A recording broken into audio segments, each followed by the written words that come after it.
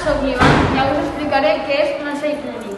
Un ensai clínic és un estudi d'investigació de nous medicaments, de nous dispositius mèdics i de noves formes d'emplear un nou medicament. Nosaltres ens especialitzem en el VIH-Sida. ¿Puede cualquier persona participar en un ensayo clínico sobre la infección por el VIH-Sida? Depende del estudio. En algunos ensayos clínicos sobre la infección por el VIH-Sida se inscriben solamente personas seropositivas que tienen el virus. En otros se incluyen a personas seronegativas que no tienen el virus.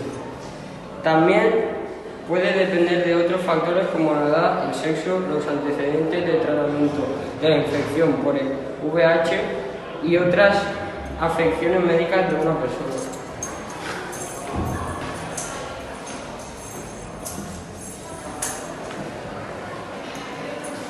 ¿Cuáles son los beneficios de participar en un ensayo clínico sobre la infección por el SIDA?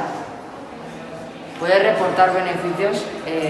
A muchas personas participan en estos ensayos clínicos porque desean contribuir la investigación sobre ese campo.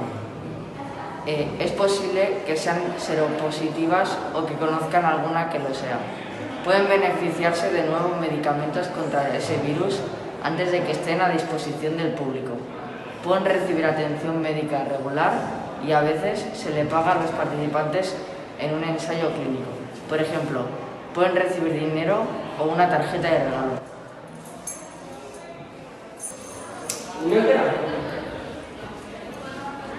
¿Son seguros los ensayos clínicos sobre la infección por el VIH-Sida?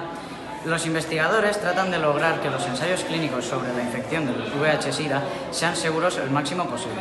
Sin embargo, el hecho de ofrecerse como voluntario para participar en un estudio de prueba de un tratamiento experimental de la infección por el VIH puede acarrear riesgos de diversos grados.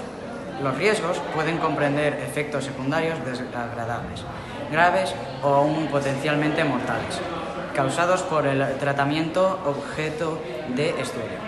La privacidad de los voluntarios de la infección por el VIH-Sida. El proceso del consentimiento informado incluye una explicación sobre la forma que se protege la información personal de cada voluntario.